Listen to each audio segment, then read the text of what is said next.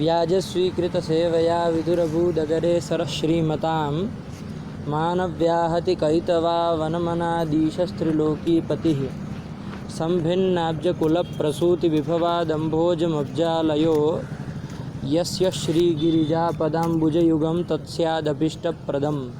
भगवत्यै नमः, पराम्बिकायै नमः।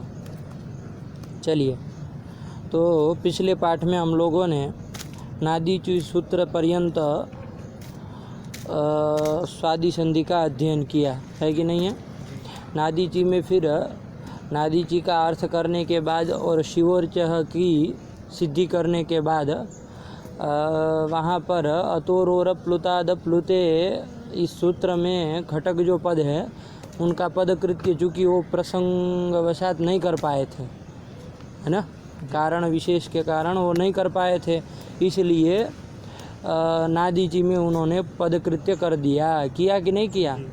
अतोरोर प्लुताद प्लुते, इसमें अतः और अति ये दोनों जगह में तपरकरण क्यों किया गया, ये बारी बारी से उन्होंने देवा अत्र और श्वः स्व आगंता इन दोनों में उन्होंने उत्व न हो जाए इसलिए तपरकरण किया है। ठीक है ना, अतः और अति में क्रम से ध्यान दीजिएगा।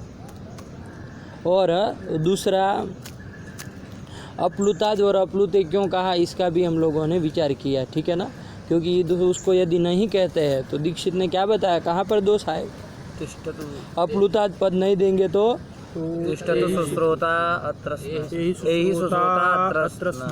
कहाँ खिचड़ी पका रहे हो तुम। यही सुश्रोता अत्र स्नाहि यहाँ पर। और यदि अप्लुते ये सप्तम्यंत पद नहीं देते हैं तो कहाँ पर दोष आएगा। तिष्ठतु पया अग्निदत्ता, इन दो स्थलों में दोष आएगा। मतलब ऐसे अनेक स्थलों में आएगा, लेकिन दो उन्होंने दे दिए कि प्लुत के परे रहते चाहे प्लुत से परे भी उत्व न हो जाए, इसके लिए अप्लुताद और अप्लुते दिए हैं। यही बात आई ना।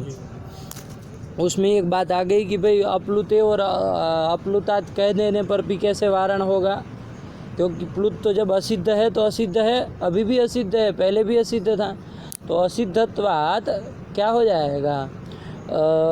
यदि वो रस्व ही दिखेगा उसको तो आप 1000 बार प्लुत रख दीजिए, एक नहीं 1000 बार प्लुत अप्लुत और अप्लुताद और अप्लुते रख दीजिए, तब भी उसको तो वहाँ क्या दिखने वाला है, तो रस्व आकार ही दिखने वाला है, क्योंकि प्लुत असिद्ध है।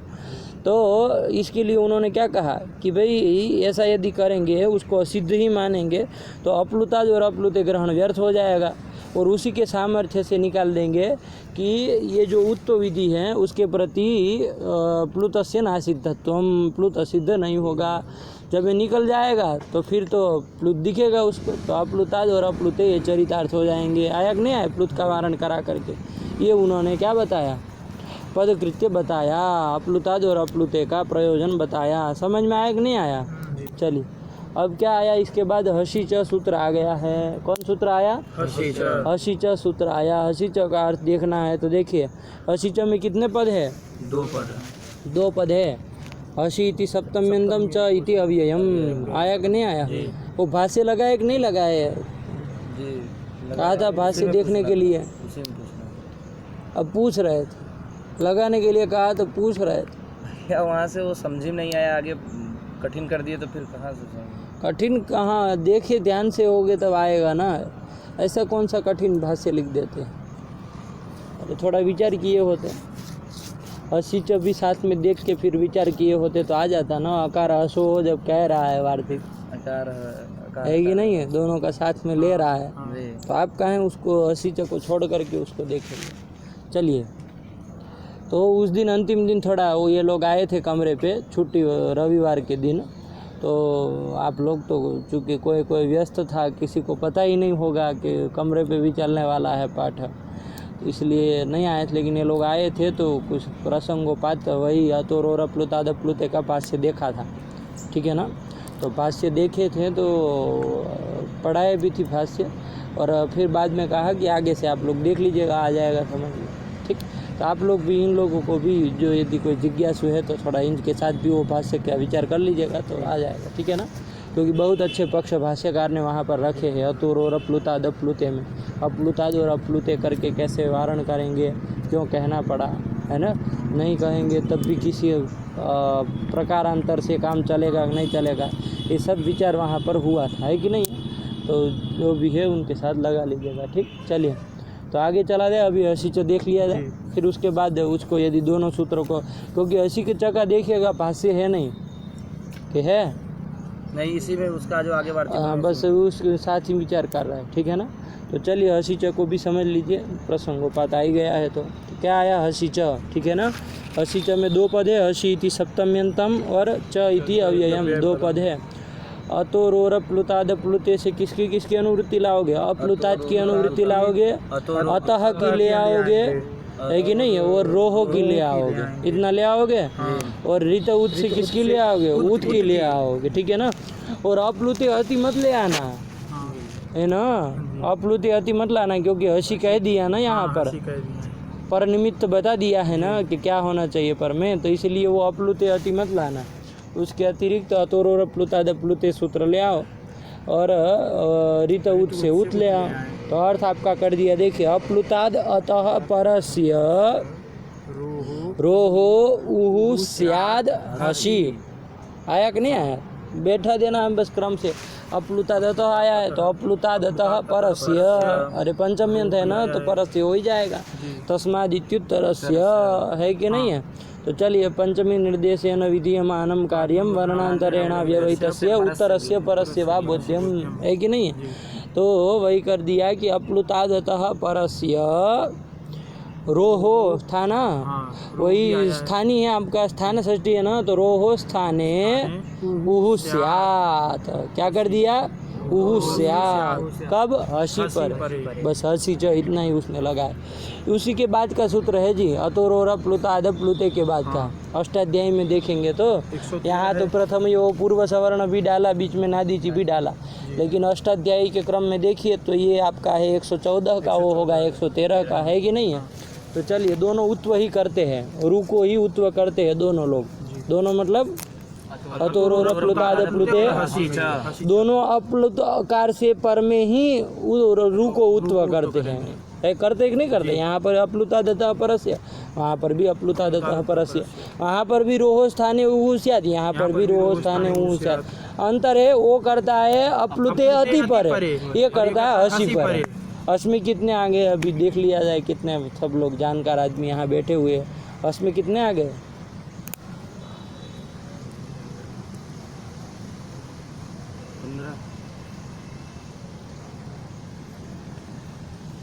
19।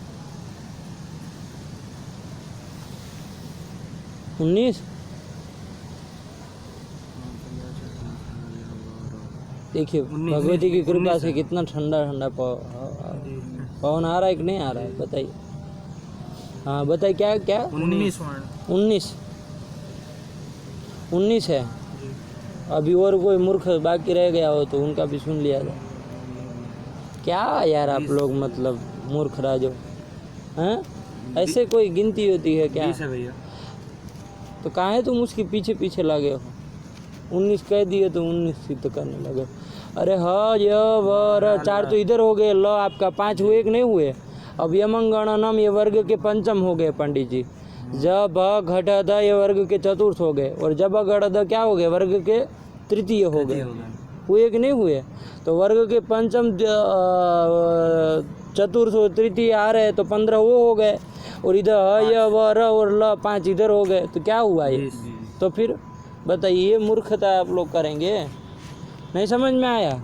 20 आता है जी, कहाँ आप लोग लण को छोड़ दे रहे थे क्या, तो किसको छोड़ रहे थे, किसको छोड़े थे, 19 कैसे हुआ मूर्खराज, अयवरा में कोई छोड़ दिया,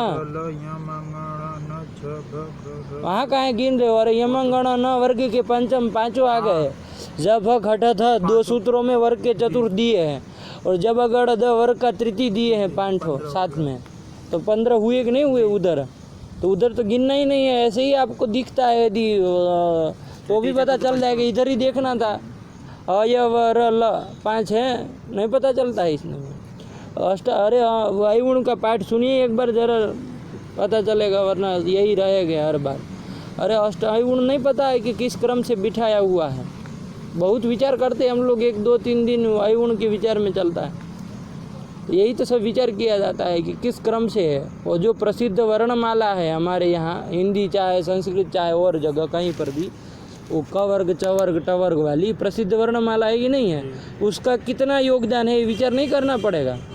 उसका कितना योगदान है, या तो उससे साथ कितना समीक्षा नहीं करनी पड़ेगी, क्या अंतर कर दिया भगवान पाणिनि जी ने।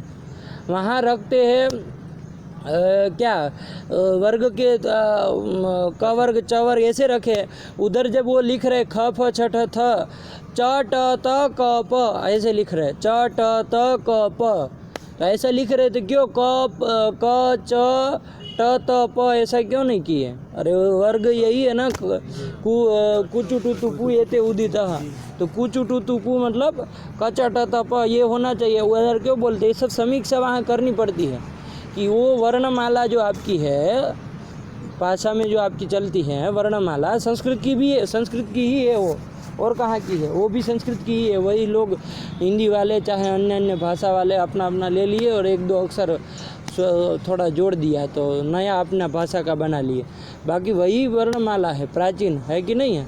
तो उसका और इसकी समीक्षा नहीं करनी पड़ेगी। यह उन भी तो एक तरह से वर्णमाला ही है। वर्णोपदेशस्तावत कहा है कि नहीं कहा, वर्णों का उपदेश किया गया है ना। तो वर्णमाला मतलब क्या? वर्णों का उपदेश जिसके द्वारा किया जाए वही तो वर्णमाला है। और क्या वर्णमाला जी, आया कि नहीं आया? तो यही आपको कर दिया क्या कि हर्ष परे रहते हैं, मतलब 20 में से, इस 20 में से कोई भी पर में होगा तब होगा। और अतोर प्लुतादे प्लुते तो कब लगता है? केवल ह्रस्व आकार के परे रहते ही लगते, प्लुत भिन्न ह्रस्व आकार के परे रहते ही लगता था। इतना अंतर समझ में आया? हाँ, तो यही कर देखो, प्लुताद अतः परस्य रोहो ऊह स्याद हसी परे, आया कि नहीं आया? चलिए अब उसका उदाहरण देखना है। क्या दे रहे उदाहरण में? शिवो वंद्य, शिव जो है वो क्या है? वंद्य है। वंदी तुम योग्य, वंद्य मतलब योग्य। कौन धातु है इधर? वदी धातु है ना। वदी अभिवादन स्तुति योग, स्तुत योग, अभिवादन स्तुति हो मतलब तुम्हारा गलत है अभी। वदी वदी धातु, वदी है अभिवादन। वंदते वंदेते वंदनते बनता है कि नहीं बनता है? कौन धातु कौन अर्थ में? देखो फटाफट। ये तो बकलोल है, उसको कहाँ पता है कि शास्त्र का गांभीर्य क्या होता है। जो मन में आएगा बोल देगा बिना सोचे समझे। इसको हमारे यहाँ परम मूर्ख कहा जाता है, जो बिना देखे सोचे समझे, नहीं भी आ रहा है तब भी मुंह खोल देना, वदी अभिवादने, उसको परम मूर्ख कहते हैं। नहीं भी आ रहा है तब भी मुंह खोल दे। दो धातु। हाँ, वदी अभिवादने और वदी स्तुतौ।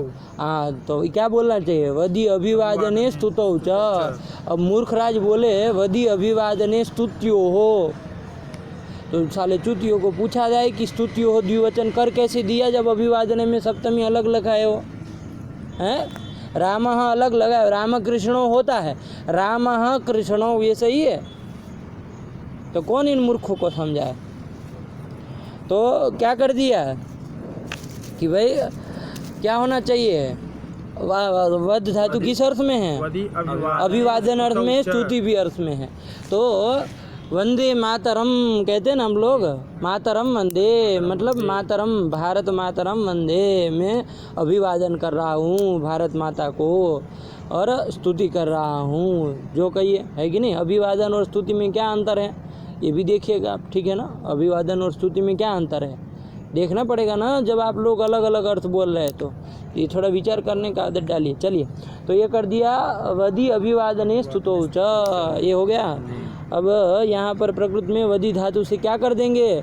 अरे वदी धातु में इकार ईदित है ना जी, इकार तो ईद संज्ञा है, लोभ चला जाएगा कि नहीं चला जाएगा? और ईदी तो नुम धातु से क्या हो जाएगा? नुम हो जाएगा। ईदित धातु को नुम होता है, और नुम चूंकि मीठ है तो अंतिम से पर में होगा, तो वध में अंतिम जो वकारोत्तरवर्ती अकार है उससे बाद हो जाएगा, तो वंद धातु बन जाएगी। क्या बन जाएगी? वंद धातु बन जाएगी ना नुम करने पर। अब वो वंद धातु कैसी है? अजंत है कि अलंत है कि कैसी है? अलंत है ना जी। अरे दकार अंत में है ना जी, इकार तो था वो गया, इकारित हो गया, ठीक है ना? तो वंद धातु है, दकारांत है तो अलंत है, तो अचोयत से यत प्रत्यय तो नहीं ना होगा जी। अरे अचोयत क्या कहते हैं? अजंता धातु हो यत स्यात्, है ना, अजंत धातु से यत प्रत्यय होता है, तो वंद्य कैसे बनाओगे बिना यत प्रत्यय के? तो उन्होंने कहा कि री हलोर नियत है कि नहीं है, कि भाई रिकारांत धातु यदि हो अथवा तो हलंत धातु होगा तो नियत प्रत्यय होगा। आया कि नहीं आया? ये कृत्य के अधिकार में है, ठीक है ना। किसके अधिकार में है ये सब सूत्र? अचो यत शक्ति सहोष्ठ वगैरह वगैरह, री हलोर नियत, ये सब कृत्य के अधिकार में, इसलिए इनको कृत्य प्रत्यय कहा जाता है। कृत प्रत्यय भी कहा जाता है, लेकिन कृत्य इसका विशेष नाम है। आया कि नहीं आया? तो क्या कर दिया, वंद धातु से नियत प्रत्यय, नियत का य बचा पंडित जी, वंद य। आया कि नहीं आया? अभी नियत प्रत्यय नित था ना, तो कोई वृद्धि वृद्धि हो जाएगी ना, उपदा वृद्धि हो जाएगी ना। अत उपदाया इदनित प्रत्यय परे अत अकार से उपदाया, उपदाया अकार से वृद्धि स्यात्, हो जाएगा ना अत उपदाया से? क्यों नहीं होगा? क्योंकि यहाँ अंतिम अल से पूर्व में तो अच मिल ही नहीं रहा है, न है। तो बोलो ना, उपदा में आकार है ही नहीं, तो इसलिए नहीं होगा। आया कि नहीं आया? बात समझ में आई? अरे प्रश्न हुआ है कि उपदा के आकार को वृद्धि हो जाएगी ना, आपका तुरंत उत्तर होना चाहिए कि उपदा में आकार ही नहीं है। बाकी सब बकवास नहीं करना। यहाँ तो उपदा में अंतिम अल से वर्ण पूर्व में द है, वो है फलाना ठिकाना। अरे जो प्रश्न हुआ उसके ऊपर प्रहार करो ना जी, काहे इधर उधर प्रहार कर रहे हो? वो बाण जो है वही मुद्दे पे लगना चाहिए, है कि नहीं है? बिल्कुल निशाने पे जाना चाहिए। आगे आपको कुछ पूछने का अवसर ही नहीं। आप कहेंगे उपदा में द है, तो मैं कहूँगा तो क्या हो गया, तो उपदाया लगाओ, क्या कहूँगा? मैं तो यही कहूँगा। अरे मैंने कहा उसके साथ तो तुम्हारा अभी दूर दूर तक संपर्क ही नहीं हुआ है। मैंने कहा उपदा में आकार है, उसको वो करो, वृद्धि करो, इंटनित प्रत्यय पर में है, और तुम कह रहे हो कि यहाँ अंतिम अल से पूर्व वाला वर्ण द है, तो कोई संपर्क ही नहीं है कि नहीं है? तो फिर से मैं वही कहूँगा, उससे क्या होगा, वृद्धि करो। फिर तुम कहोगे कि भाई द है, तो मैं कहूँगा वृद्धि करो, यही अटका रहेगा, है कि नहीं है? जब तक तुम्हारा प्रश्न के ऊपर प्रहार होना चाहिए। क्या बोलोगे उत्तर में? उपधा में अ है ही नहीं। हाँ बस, तो खत्म हो गया। आप निमित्त ही हट गया तो किसको वृद्धि करोगे? अरे सतः कार्येण भवितव्यम, क्या कहते हैं भाष्यकार? सतः कार्येण भवितव्यम। अरे कार्य विद्यमान होगा तो कार्य होगा ना पंडित जी। इधर कार्य आकार उपधा में है ही नहीं, कार्य मतलब स्थानीय। तो वृद्धि करने के लिए क्या चाहिए हमको? उपधा में आकार चाहिए पंडित जी, चाहिए कि नहीं चाहिए? तो है ही नहीं, तो किसको कार्य करोगे? तो वही तो कहा, सतः कार्येण भवितव्यम। तो फिर चलिए, तो यही बात है। तो क्या हो गया कुल मिला के? वंद धातु से कोई वृद्धि कार्य होना नहीं, नियत प्रत्यय का यह बचा, बस मिला देना है वंद्य। तो वंद्य द और यह मिलता है तो एक विशेष प्रकार का चिन्ह हो जाता है ना, दिय। तो वही वो लोग लिखते हैं, तो घबराने वाली बात नहीं है, बोलना वही है दिय, और कुछ नहीं हो गया। तो क्या बन गया? वंद्य बना, उसको शुरुत्व विसर्ग करके वंद्य बनाओ। आया कि नहीं? नियत प्रत्यय किस अर्थ में करोगे? किस अर्थ में करोगे? अरे क्या विग्रह बोले? वंदी तुम योग्य, क्या बोले? इति वंद्य। अरे जो वंदन करने योग्य है कि नहीं, उसको कहा जाएगा वंद्य, है कि नहीं है? तो कौन अर्थ में कर रहे हैं? योग्य अर्थ में, ठीक है ना। तो योग्य अर्थ में होता है ना, वो कृत्य प्रत्यय है, वो बहुत सारे अर्थों में होता है। योग्य अर्थ में भी होता है। कौन सूत्र है वो? योग्य अर्थ में कृत्य प्रत्यय होते बताने वाला। और है कृत्य त्रिचश्च। अरे हे कृत्य त्रिचश्च, बोलो। अरे वही सूत्र का दोहराना नहीं आता पागलों को। अरे हे कृत्य त्रिचश्च, कि अर्ह अर्थ में कृत्य प्रत्यय होते हैं और त्रिच प्रत्यय भी होता है। अर्ह मतलब योग्य। आया कि नहीं आया? अर्ह मतलब योग्य, उससे यत प्रत्यय नहीं करना है, नियत प्रत्यय उससे नहीं करना, वो केवल अर्थ बताने के लिए है सूत्र, है कि नहीं है? वो केवल क्या है? अर्थ निर्देश करने के लिए आया।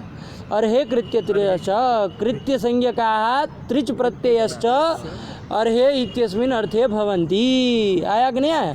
अर्ह मतलब योग्य अर्थ में होता है, तो योग्य अर्थ में कर दीजिए। और भी अर्थों में होता है, ठीक है ना, हमें आपत्ति नहीं है, लेकिन यहाँ वही घटा रहे, वंदी तुम योग्य है, वंद्य। तो वंद्य मतलब वंदन करने योग्य है। तो कौन है वंदन करने योग्य? इस दुनिया में शिव के अलावा और कोई नहीं है, तो कह दिया शिवो वंद्य, है कि नहीं है? उससे अतिरिक्त कौन है वंद्य जी? सब में कोई ना कोई दोष है कि नहीं है? एक निर्दोष यदि कोई है तो या तो माँ भगवती पराम्बा है, या तो भगवान शिव है, या तो शिव है या तो शक्ति है। तो चूंकि वंद्य है तो शिव वंद्य है कि नहीं? वरना शक्ति ही वंद्या, दोनों सही है कि नहीं। लेकिन यहाँ उदाहरण हमको बनाना है रस अप्लुत रस्व आकार से पर में, है कि नहीं है। जी तो तब रू को उत्व दिखाना ना, और शक्ति करते तो कहाँ रस्व इकार से वो आकार से पर में मिलता, नहीं ना मिलता, मिल जाता है। वरना वंद्या तो वही है वस्तुतः। लेकिन चलिए बनाना तो उदाहरण तो शिव जोड़ दी, शिव वंद्या आया कि नहीं है, घबराइए मत। शिव से क्या लाए प्रथम एक वचन में, सु ले आए, क्या लाए, शिव सु हो गया, आगे वंद्य बना दिए, अब रखिए उसको पकड़ के, शिव सु वंद्य। सु को क्या है, ये क्या है आपका, सु को रुत्व हो जाएगा ना जी, ससजुसो रूहु, सु का स बचेगा तो क्या कहता है, पदांत से सस्य रूहु स्यात्, तो स को रुत्व कर दो तो शिव रू वंद्य, रू का र ही बचेगा, शिव र वंद्य, शिवर वंद्य। बना कि नहीं बना। अब अतोर और प्लुता तो प्लुते लग जाएगा ना जी, नहीं लगेगा। अरे अप्लुत आकार से पर में रू सम उकारानुबंध विशिष्ट रेप है ही, लेकिन क्यों उत्व नहीं होगा। अपलुत पर में अपलुत ह्रस्व आकार पर में नहीं है। हाँ आया कि नहीं आया, बस ये उत्तर देना चाहिए, क्योंकि वहाँ क्या पर में है, हस्त पर में। अरे हस नहीं, कौन पर में है ये बोलो ना पंडित जी, वह पर में है। वो तो अल प्रत्यार भी है, अल प्रत्यार भी है, बहुत कुछ है, उसको क्या है, वह पर में ये कहो, है कि नहीं है, बहुत कुछ वहाँ पर में रहेगा, हमें क्या मतलब है, कोई भी वर्ण पर में है। अब ये उत्तर होगा क्या, अरे वह पर में है, अपलुत आकार पर में नहीं है, आया कि नहीं, इसलिए उससे प्राप्त नहीं था तो सूत्र बनाना जरूरी हुआ कि नहीं उत्तर करने के लिए, इसलिए बना दिए पंडित जी। रस्व आकार से उत्तर में प्लुत भिन्न रस्व आकार से उत्तर में यदि रू होगा, रू मतलब उकारानुबंध विशिष्ट रेफ यदि होगा तो उसको क्या हो जाएगा, उत्तर हो जाएगा। कब, तो हस में आ जाएगा ना जी, वह आ जाता है ना, अय वह तीसरा ही है कि नहीं है। तो इसलिए हस परे रहते रू को उत्व कर दो तो क्या बन गया, शिव उ वंद्य। हाँ यहाँ प्रथम यो प्राप्त था कि नहीं था पंडित जी, प्राप्त, हाँ प्राप्त। अरे क्या कहता है प्रथम यो हो, अकह पर अक से पर में क्या होना चाहिए, द्वितीय संबंधी अच पर में हो तो अक हो गया शिव का अ, उससे पर में प्रथमा द्वितीय संबंधी अच है कि नहीं है, अरे प्रथमा संबंधी है न जी, सु था तो प्रथमा संबंधी अच परे रहते पूर्व पर के स्थान में क्या हो जाएगा, दीर्घ एकादेश होना चाहिए ना, तो काहे नहीं लगा वो, नादी जी निषेध कर देगा, है कि नहीं है, नादी जी निषेध कर देगा ना जी। क्या कहता है वो, अवर्ण से पर में यदि इच होगा तो पूर्व सवर्ण दीर्घ नहीं होगा। कितना सरल सरल है, कोई है इसमें बात है, एक बार आप लोगों ने देख लिया तो फटाफट निकल रहा है। तो अवर्ण से पर में चूंकि यहाँ ईच है इसलिए ईच में आता है ना, ऊ आता है, तो इसलिए पूर्व सवर्ण दीर्घ निषेध कर दिया, तो निषेध कर दिया तो अब कौन लगेगा, अब जो सामान्य सूत्र जो था वो लग जाएगा, असीच है कि नहीं है, अब असीच लग जाएगा ना जी। आया चलिए, गुण होगा ना, आध गुण से गुण हो जाएगा। अच्छा आध गुण, हाँ ठीक ठीक, असीचा से उत्व कर दे, आध गुण अब लगेगा, अब सामान्य सूत्र आध गुण लग जाएगा ना। अब वो देवदत्त अंतरी हतन न्याय नहीं ना लगाओगे, है ना, देवदत्त का अंता नहीं ना हुआ है, अंतरी स्थानापन्न नहीं है आपका, ये प्रथम यो हो पूर्व सवर्ण, प्रथम यो हो पूर्व सवर्ण, ये सूत्र अंतरी स्थानापन्न नहीं है, अननोद्यत स्थानापन्न है, इतना अंतर है, थोड़ा समझेंगे तो समझ में आए। क्या अंतरी स्थानापन्न नहीं है, यदि वो हंता होता, यदि वो हंता मतलब उसने यदि मार दिया होता उसको आजगुणा को, तब तो फिर आप उसका 1000 बार हनन करिए, वो जीवित पुनरुज्जीवित नहीं होता, लेकिन तो वो आपका क्या है, प्रथम यो हो पूर्व सवर्ण आपका हंत्री स्थानापन्न नहीं है दृष्टांत के आधार पर, अभी तो क्या है वो अननोद्यत स्थानापन्न है, मतलब अननोद्यत मात्र हुआ था, नादी जी ने उसको रोक दिया, तो फिर सामान्य सूत्र लगेगा ना। इसी तात्पर्य से कहते हैं कि अपवादे निषिद्धे उत्सर्गस्य प्रवृत्ति ही, इसी बात को दिमाग में रख करके ये बनाया, ये वाक्य प्रसिद्ध हुआ है, क्या, अपवादे निषिद्धे उत्सर्गस्य प्रवृत्ति। जैसे यहाँ कौन था अपवाद, प्रथम यो पूर्व सवर्ण था कि नहीं था, तो उसके निषिद्धे, अपवादे निषिद्धे नादीची सूत्र के द्वारा निषिद्ध हुआ, तो अब उत्सर्गस्य आदिगुणस्य प्रवृत्ति ही, आया कि नहीं आया, इसी को ध्यान में रख करके देवदत्त अंतरी हतन न्याय यहाँ नहीं लग रहा है, क्योंकि जब अपवाद अपवाद वस्तु तो है उसका बाधक, लेकिन यदि अपवाद का कोई निषेध कर दे तो अपवाद के लगने से पहले ही निषेध हो जाता है। ऐसा नहीं कि पूर्व सवर्ण दीर्घ कर दिया फिर निषेध करने का क्या मतलब, निषेध का मतलब ही पहले कर देंगे, है कि नहीं। अभी वो अननोद्यत प्राप्त हो रहा था उसी समय निषेध कर देंगे, आया कि नहीं आया, और निषेध हो जाए फिर तो सामान्य सूत्र को लगना ही है, देवदत्त को पुनरुज्जीवित होना ही है कि नहीं है। तो वही आज गुणा लग जाएगा। पुनरुज्जीवित क्या होना, उज्जीवित ही था वो, पुनरुज्जीवित तो मर गया वो फिर पुनरुज्जीवित हो, है कि नहीं, उज्जीवित ही रहेगा वो। तो आज गुण कहने का तात्पर्य लगेगा, आया कि नहीं आया। क्या नियम बताया, अपवादे निषिद्धे उत्सर्गस्य उत्सर्गस्य प्रवृत्ति ही, आया कि नहीं आया। ये जब नियम बताते हैं ना तो लोग समस्या खड़ी करते हैं कहीं दूसरी जगह और कहते हैं आप कह रहे हो अपवादे निषिद्धे उत्सर्गस्य प्रवृत्ति ही, तो वैदिक मंत्रों में कहीं समस्या आने की समस्या है। सुजाते अश्वसुनृते, है कि नहीं है, सुने हैं नहीं सुने हैं, सुजाते अश्वसुनृते मंत्र है को, है ना, वहाँ पर सुजाते अश्वसुनृते, तो सुजाते का एकार और अश्व के अकार दोनों में क्या प्राप्त था जी,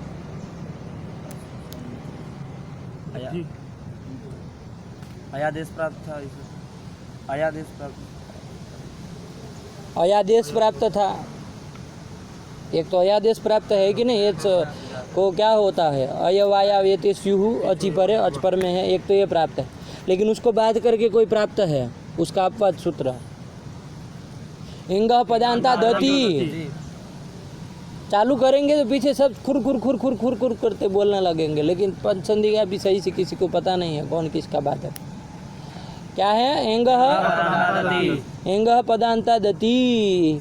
एक काम करिए, पीछे से पाठ एक बार सुनना चालू करिए, है कि नहीं है, पढ़े नहीं है बिल्कुल ऐसा लग रहा है कि नहीं, कभी दृष्टिपात ही नहीं हुआ है ऐसा लग रहा है। एक बार सुनना चालू करिए, इधर का पाठ तो चलता है उसको बस केवल सुन लेना है, तो दिमाग में क्या क्या विषय आता है।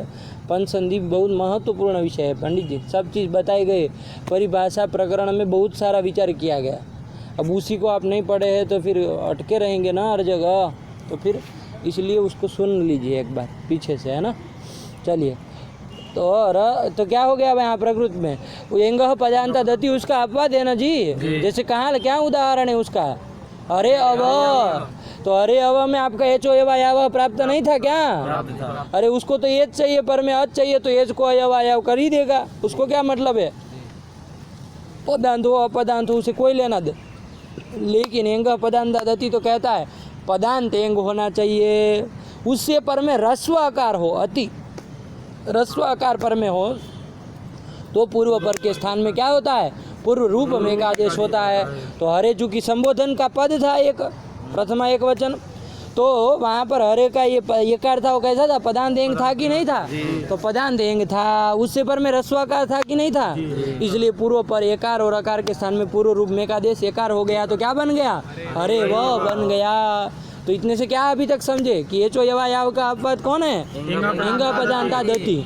अब आइए सुजाते अश्वसूनृते मंत्र में, वहाँ पर एचो यवायाव जो पोंगे पंडित जी ने कहा प्राप्त है, ठीक, इसका अपवाद कौन प्राप्त है पंडित जी, इसका अपवाद है ना जी, तो उसको बात करके लगेगा ना, क्योंकि वो तो कोई भी एच हो, इसको एंग में ही लगता हो, एंग में ए वो दो ही आया, उसके तो एच में ए वो ये सब बहुत आ गए, है कि नहीं, इसको एंग मतलब ए वो आया, उसमें भी पदांत, उसको कोई मतलब नहीं था, पदांत हो अपदांत हो एचो यवायाव को, अरे नौ अकह, धातु का नौ है, आगे अक है, नाव अक खत्म कर दिया, कहाँ पदांत अपदांत, उससे कोई लेना देना नहीं, है कि नहीं। तो ये विशेष हुआ कि नहीं हुआ, है कि नहीं है। तो ये ना प्राप्त यो विधिरारभ्यते सतस्य बाधको भवति करके कौन अब बाधक हो जाएगा, एंग पदांता दति अपवाद हो जाएगा, तो उसको बात करके लगेगा कि नहीं लगेगा। तो यहाँ पूर्व रूप में एकादेश होना चाहिए कि नहीं होना चाहिए, कहाँ पर, सुजाते अश्वसूनृते, सुजाते का एकार पदांत है, सुजाते अश्वसूनृते, तो अकार ह्रस्वाकार पर में है, तो होना चाहिए था, क्यों नहीं किया। तो कहा कि पंडित जी एक निषेध करने वाला सूत्र है उसका पूर्व रूप का, क्या, नान्तः पादम अव्य पर है, निकालो सूत्र जरा, है ना ऐसा कोई सूत्र, फटाफट निकालो, इतना देर मत लगाओ, आगे पीछे अधूरा अधूरा हो सकता है, नान्तः पाद उसमें डालिए ना, प्रकृत्यांतः पाद मव्य पर है, वही है, वो अलग नहीं है। प्रकृतिया वाला निकालो, पता चलेगा। निकालो फटाफट। प्रकृत्यांतः पादमव्य परे। क्या कहता है, बोलो बोलो फटाफट बोलो। पाद मध्यस्थ एंग प्रकृत्या स्याद् अति परे न तु वकार एकार परे अति।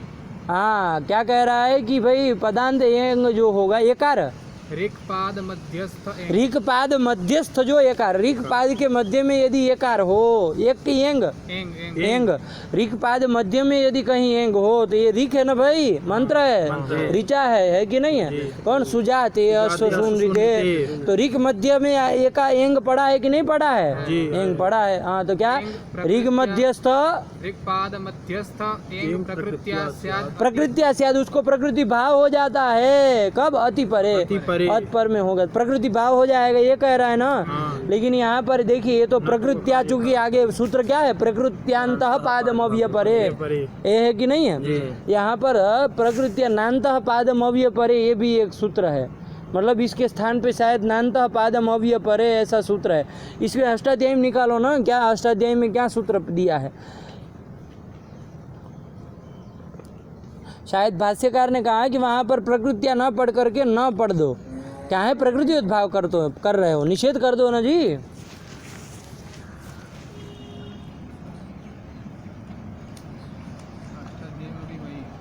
प्रकृत्यांतः पादमव्य परे है। उसके पर कोई प्रतीक लेके नीचे कुछ लिखा है, उसमें अष्टाध्यायी में देखो नीचे वो दे सकता है, नान्तः पादमव्य परे नहीं है, नहीं, कुछ संख्या लिखे नीचे नहीं, विशेष टिप्पणी किए हैं। 115 118 करके प्रकृति भाव तत्प्रकीर्णम तत्सुत, ये सब नहीं कुछ।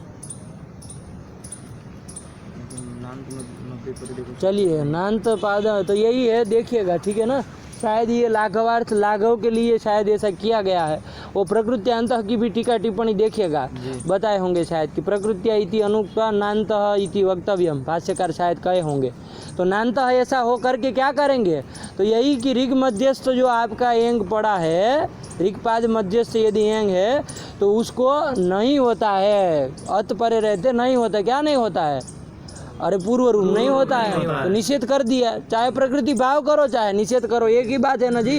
काम तो आपको पूर्व रूप रोकना है, यही करना है ना। तो पूर्व रूप तो न इतना कह देने से रुक जाएगा, काहे प्रकृतिया कहेंगे, नहीं ना कहेंगे। इसलिए शायद भाष्य में ये प्रखाया है कि प्रकृत्या इति अपाकृत्य नहीं इति पठनीयम नान्तः पादमव्य परे इति सूत्रम भवेत्, है कि नहीं है। तो देखिएगा, इस सूत्र को भाष्य में भी देखिए और इस सूत्र की टीका टिप्पणी भी देखिए, चर्चा किए होंगे। आया कि नहीं आया। तो चलिए, तो यहाँ पर अब क्या कुल मिला के नान्तः वाला पाठ मानते हैं तो क्या हो जाएगा कि भाई ऋक्पाद मध्यस्थ यदि एंग है तो उससे परे अति रहते उसको नहीं होता है। क्या नहीं होता, पूर्व रूप नहीं होता है, यही कहेंगे ना। तो पूर्व रूप नहीं होता है कहेंगे तो एंग पदांतादति का क्या हो गया, रोक दिया कि नहीं रोक दिया। तो एंग पदा अपवाद का क्या हो गया, निषेध हो गया कि नहीं हो गया। अब आपने क्या लगाया कि अपवादे निषिद्धे अब किसकी प्रवृत्ति होने लगेगी, एचो यवा यावा सुजाते अश्व सुनृत्य में लगने लगेगा। आपत्ति नहीं समझ में आ रही है। वहाँ सुजाते अश्व सुनृत्य यही पाठ सही है, वही होना चाहिए, ये अपेक्षित है कि नहीं है। लेकिन आपके अनुसार तो अब लगने लगेगा आयादेश, क्योंकि आप अभी बकवाद करके आए। अपवादे निषिद्धे उत्सर्गस्य प्रवृत्ति ही, आया कि नहीं आया। यहाँ पर अयादेश की आपत्ति होगी, है कि नहीं है। तो इसलिए पूर्व पक्षी कहता है कि ऐसा मत कहो, अपवादे निषिद्धे उत्सर्गस्य प्रवृत्ति, ये मत कहो, ऐसा वो कहता है। लेकिन यदि उसका मान लेंगे तो आप फिर इधर राजगुण कैसे लगाओगे। आपके लिए भी समस्या कम थोड़ी नहीं है, आप तो दोनों ओर से बधे, है कि नहीं है। और इधर शिवो वंद्य हमें आपको गुण करना है। पूर्व में प्रथम योह को निषेध करके, नादी जी के द्वारा निषेध करके उत्सर्ग की प्रवृत्ति करानी है। तो उसके लिए आपने ये देवदत्त हंत्री हतन न्याय को बढ़िया समझाया और निकाल दिया कि उत्सर्ग अपवादे निषिद्धे उत्सर्ग से प्रवृत्ति वो लाएगा नान्तः पादमव्य परे सुजाते अश्व सुनृत्य इत्यत्र अयादेशापत्ति। क्या कर लोगे, आया कि नहीं समझ में, क्या उत्तर दोगे, क्या उत्तर दिया जाए बताइए। तो देखिए, वो प्रकृतिया वाला जब पाठ है तो उसमें तो कोई समस्या नहीं ना है, क्योंकि वो प्रकृति भाव होता है, तो प्रकृति भाव तो सब रोक दिया। अरे सुजाते बस एकार ही रहेगा, अब उसमें ना तो अय होगा ना कुछ होगा। लेकिन नए वाला पाठ यदि भाष्यकार कहे तो मतलब भाष्यकार की गलती हुई, फिर भाष्य संगति होगी कि नहीं होगी? भाष्यकार कुछ कहे होंगे ना, क्योंकि नान्तः पादम अव्यय परे ऐसा सूत्र बनाना चाहिए। ये पक्ष तो बहुत दृढ़ है, यही सूत्र होना चाहिए, लाघवाद प्रकृत्या नहीं कहना चाहिए। तो अब नान्तः पाद केवल निषेध करते हैं तो निषेध किसका होगा? पूर्व रूप का निषेध करेंगे, है कि नहीं है? अति परे पूर्व रूप का निषेध करेंगे, तो उसका निषेध करेंगे, फिर उत्सर्ग से प्रवृत्ति आपत्ति आएगी कि नहीं आएगी? इसका समाधान क्या दिया जाए आप लोग सोचिए, है कि नहीं है? आप लोग सोचिए। मैं थोड़ा संकेत आपको कर दूं कि वो आपका जो नान्तः पादम अव्यय परे बनाएंगे उसमें कहेंगे कि कुछ भी कार्य यावत कार्य प्राप्त है, ऋक्पाद मध्यस्थ एंग से पर में यदि अति है तो वहाँ यावत जितने भी कार्य प्राप्त है सबका निषेध कर देगा। केवल पूर्व रूप का निषेध न कर कर क्या कर देंगे? सब कार्य मतलब जितने हैं। तो उसमें आप उत्सर्ग सूत्र का भी निषेध करिए, अपवाद का भी निषेध कराइए। ऐसा यदि करते हैं तो काम चल जाएगा कि नहीं चल जाएगा? अब तो अयादेशापत्ति नहीं ना दे सकते हैं, तो बस ये हम समाधान दे रहे हैं। अब मिला लीजिए, ऐसा है कि नहीं है, कुछ नया है तो बताइएगा कल, है कि नहीं है? चलिए, तो ऐसा कर देंगे तो काम तो चल जाएगा। लेकिन देखिए एक बात, चलिए, तो कुल मिला के ये हमारा सिद्धांत स्थिर हुआ कि नहीं? अरे अपवादे निषिद्धे अपवादे निषेधे उत्सर्गस्य प्रवृत्ति ही कर दिए कि नहीं कर दिए? अब उधर सुजाते अश्व में आपत्ति नहीं ना है, समाधान बताया मैंने आपको, है ना? न निषेध मतलब उत्सर्ग का निषेध केवल मत करिए, अपवाद का ही केवल निषेध मत करिए, उत्सर्ग का भी उठाइए कि ऋग्पाद मध्यस्थ एंग से पर में यदि रस्वाकार है तो उसको कार्य नहीं होता है, कुछ भी मतलब पूर्व रूप भी नहीं होता है, यावत कार्य प्राप्त है कोई नहीं होता है कि नहीं? तो चल यही कर दिया, तो ध्यान रखिएगा। तो ये सब करने पर निकल गया हम लोगों का सिद्धांत सुस्थिर हो गया।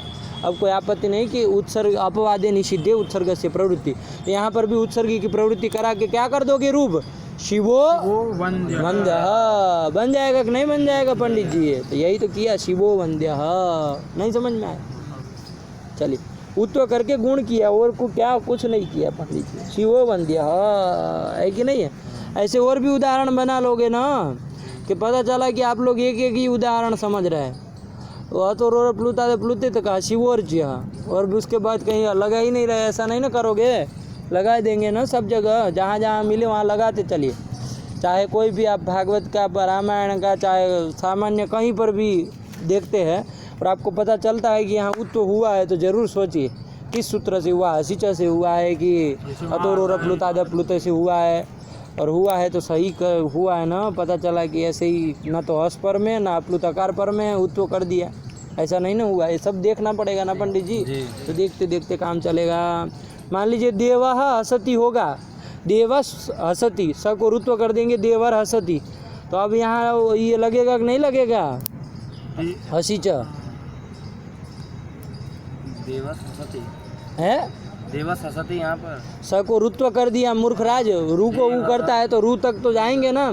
कहाँ तुम यार इतने वज्र मूर्ख होते जा रहे हो उत्तरोत्तर। देवर हसती ये बनाना, अब उत्व इससे लगेगा, ये होगा कि नहीं होगा? क्यों? क्योंकि अत से परे अपलुत आकार से पर में है, पूरा रेफ है, हाँ, और उससे पर में हस भी है, पर में हस भी है, हसती का आ ही गया, आया कि नहीं आया? तो इसलिए यहाँ पर क्या हो जाएगा? उत्व हो जाएगा, और आदगुणों से गुण हो जाएगा, क्या बन जाएगा? देवो हसती बन जाएगा कि नहीं बन जाएगा? ये ध्यान रखिएगा। यदि प्रथम मान लीजिए वो ये पूरे आपका जो ये है अयुण चतुर्दश माहेश्वर सूत्र है, उसमें हका सब वर्णों का एक एक बार उपदेश हुआ, लेकिन एक वर्ण कोई है जिसका 2 बार उपदेश हुआ। किसका? हकार का। क्या? हकार का किए ना? तो हकार का उपदेश यदि हकार का उपदेश 2 बार क्यों किए जी? अरे सबका एक बार, तो हकार का एक ही बार करो, 2 बार क्यों कर रहे हो? इधर हैवरट में भी है, उधर अंतिम में 14वें सूत्र में हल में भी है, कहाँ है 2 बार पढ़ रहे हैं? प्रश्न होगा कि नहीं होगा? तो ये पहले वाला निकाल दो, मान लीजिए क्या निकाल दो? हैवरट वाला हकार निकाल दो, है ना? तो क्या सूत्र बनेगा? अयवरट की जगह अब अयवरट नहीं ना, क्या बनेगा? यवरट। बोलो ना मूर्खराज, य से बनेगा। अरे सूत्र क्या होगा? यवरट ये होगा। आया कि नहीं आया? अब वो ये सूत्र क्या बनेगा आपका? अब हसीच नहीं ना बनाओगे, क्या बनेगा? यशिच। ये ऐसा कर लेते तो क्या समस्या होती? आकार ग्रहण नहीं होता, उत्व नहीं होता। आकार से परे आकार के परे रहते उत्व नहीं हो पाता। जैसे कहाँ पर तो क्या बताओगे? देवो हसति। यही है ना जी, यहाँ उत्व नहीं हो पाता, यहाँ पर उत्व हो जाए इसके लिए यहाँ पर अयवरट में हकार ग्रहण किया। प्रथम हकारोपादान करना पड़ेगा। आया कि नहीं आया प्रयोजन समझ में? अब हल में क्यों किया वो हटा दो, तो उसके लिए चर्चा करेंगे यदि प्रसंग आएगा तो, ठीक है ना? और ना अभी इसको प्रथम हकार का एक प्रयोजन आपको बताया। आया कि नहीं आया? तो ये ध्यान रखिए थोड़ा। चलिए, तो ये कर दिया देवो हसति शिवो वंदी। अब ऐसे सब जगह लगाते चलिए, है कि नहीं है? सब जगह लगाते चलिए। मान लीजिए ऐसा है, एक प्रयोग और दूं। देवः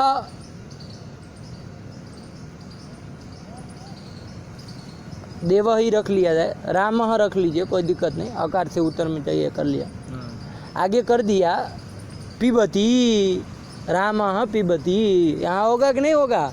नहीं होगा। क्यों नहीं होगा? हसीच क्योंकि हस प्रत्याहार में आता ही नहीं आता है। हस में तो 20 आते हैं, वर्ग का पंचम आता है, तृतीय आता है और चतुर्थ आता है, यही आते हैं ना। ये प तो वर्ग का प्रथम हो गया, नहीं ना आता है। और उधर आते हैं तो ये ह य वर ल यही 5 आते हैं, उसमें तो प है ही नहीं। आया कि नहीं? ये थोड़ा वर्गों को देख के चला करिए, ठीक है ना, कि ये है कि नहीं। चलिए, तो इसलिए नहीं होगा, हंस परे रहते ही लगेगा, ये सब चीज़ें ध्यान रखिएगा। तो कर दिया आपका क्या? शिवो वंद्य। हाँ, अब क्या लिख रहे हैं देखो दीक्षित। रोहो इत्युकारानुबंधक ग्रहणान्यः। हाँ, रोहो ये कह रहे हैं ना, रोहो कह रहे हैं, रेफस्य याद नहीं कह रहे। तो रोहो ये क्यों कह रहे हैं? रोहो इति उकारानुबंध ग्रहणात्, उकार अनुबंध का ग्रहण कर रहे हैं ना, है कि नहीं? उकार अनुबंध विशिष्ट का ग्रहण कर रहे हैं। तो क्यों कर रहे हैं पंडित जी, है कि नहीं? रेप क्यों ही कर दो। तो कहा कि केवल यदि रेप को ऐसे करेंगे कि रेप को उत्तो होता है कि नहीं? मतलब अतो रोरा प्लुता प्लुते में भी रेप पढ़ देते हैं कि रेप को होता है कि नहीं है? अपलुत आकार से पर में रेप को उत्तो होता है, अपलुत आकार परे रहते हैं। अरे वहाँ रोह की जगह रेप पढ़ देते, र पढ़ देते। अरे र में ग षष्ठी लगा देते, र हल में षष्ठी लगा, रह बन जाता है कि नहीं? तो अतो रह अपलुता दति, जो संधि करनी हो बाद में कर लेना, लेकिन यही बना देते, रेप को ही सीधो स्थानीय बना करके उसको उत्तो कर देते। क्या समस्या थी? उकार क्यों अनुबंध जोड़ रहे हो बार बार पीछे पीछे, है कि नहीं? प्रश्न होगा कि नहीं होगा? तो उन्होंने कहा कि ये नहीं करेंगे तो प्रातर अत्र में दोष आएगा। प्रातर अत्र, ये प्रातर क्या है पंडित जी? रेफांत अव्यय है। कैसा अव्यय है कि नहीं है? रेफांत अव्यय है प्रातर। इससे सु लाओगे, अभी यदि आप सुपर से सुप का लुक कर देंगे तो प्रातर ही बचना है कि नहीं है? और आगे अत्र है, मान लीजिए कि इस प्रातः काल में कुछ क्या स्नान करना चाहिए, ऐसा कुछ वाक्य जोड़ दीजिएगा। प्रातर अत्र गंगा स्नानम कर्तव्यम, है कि नहीं है? इस प्रातः काल में गंगा स्नान करना चाहिए, इस तरह से कुछ कर लीजिए। तो हमें उससे मतलब नहीं। प्रातर अत्र आगे बन गया कि नहीं बन गया? तो ये प्रातर अत्र में क्या होना था? प्रातर अत्र में अब यहाँ पर अतोरोर प्लुता दे प्लुते लग जाएगा कि नहीं लग जाएगा? यदि रू उकारानुबंध का ग्रहण न करते, केवल रेफस्य स्थाने उहु स्यात् करते, तो यहाँ लग जाता कि नहीं? अरे तकारोत्तरवर्ती अकार कैसा हो गया? प्लुत भिन्न रस्व आकार हो गया, उससे पर में रेफ मिल गया, प्रातर का रेफ, है कि नहीं है? उसको उत्व होता है कब? अपलुत आकार पर में। तो अत्र में अपलुत आकार पर में है ही, यहाँ पर उत्व होने लगता, और उत्व होके प्रातोत्र बनने लगता, अनिष्ट रूप बनने लगता। तो यहाँ पर प्रातरत्र में उत्व ना हो जाए, इसके लिए हमने क्या किया है? उकारानुबंधक विशिष्ट रेफ का ग्रहण किया है कि नहीं? कौन सूत्र में? आया कि नहीं आया? आया। ये वहाँ प्रातरत्र उधर का फल है, ठीक है ना? अब इधर का है दिए हो तो वही आया है, वही रू यहाँ आया, लेकिन यहाँ पर भी कुछ प्रयोजन दिया जाए ना, है कि नहीं है? तो क्या देंगे? तो दे दीजिए भ्रातर गच्छ, है ना? क्या दे दीजिए? हे भ्रातः गच्छ, कहते हैं ना। अरे दो भाई जब जुदा होते हैं तो कहते हैं ना, हे भ्रातः गच्छ, भगो यहाँ से, है कि नहीं है? झगड़ा हो जाएगा तो भ्रातर गच्छ कहा जाएगा ना। वही भ्रातृ शब्द, भ्रातर कहाँ का रूप है? भ्रातर भी अव्यय होगा ना, आपको तो यही लगेगा। अरे भ्रातृ शब्द है, क्या है? भ्रातृ शब्द से आप संबोधन प्रथमा एक वचन में सु ले आएंगे, तो भ्रातृ सु बना कि नहीं बना? संबोधन में है तो भ्रातृ सु बन गया। अब यहाँ पर कौन लगेगा सूत्र? भ्रातृ में कुछ गुणादि हो जाएगा ना। कौन सूत्र है? ऋतोंगी क्या कहता है? पढ़ो उसका अर्थ। ऋतोंगी सर्वनाम स्थानयोः ऋदन्तस्य गुणः स्यात् गी सर्वनाम स्थानयोः परयोः। देखो फटाफट, अब तुम इधर क्या नानी की बारात में आए हो? तुम्हारे देखो फटाफट।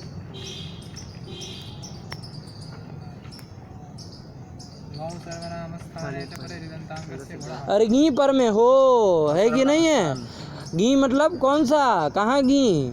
सप्तमी एक वचन का, सप्तमी एक वचन वाला गी पर में हो, अथवा सर्वनाम स्थान। सर्वनाम स्थान मतलब सो जस अमौट। अरे सुड़ नपुंसकस्य, यही है ना जी। अरे सी सर्वनाम स्थान, दो सूत्र है सर्वनाम स्थान संज्ञा करने वाला, लेकिन आप लोगों को थोड़ी न पता होगा। राजघराने से आए हैं सब, है कि नहीं? हम क्यों जानेंगे कि सर्वनाम स्थान संज्ञा किससे होती है? अरे दो ही सूत्र है, इतना तो पता होना चाहिए। शी सर्वनाम स्थानम, कि शी की सर्वनाम स्थान संज्ञा होती है।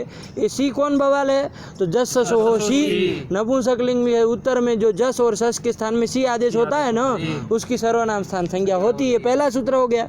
उसके बाद सूत्र आया सुड़ नपुंसकस्य, कि सुड़ और सर्वनाम स्थान की अनुवृत्ति ले आना, तो क्या कर दिया? सुट सर्वनाम स्थान संयम भवती। सूट मतलब क्या है?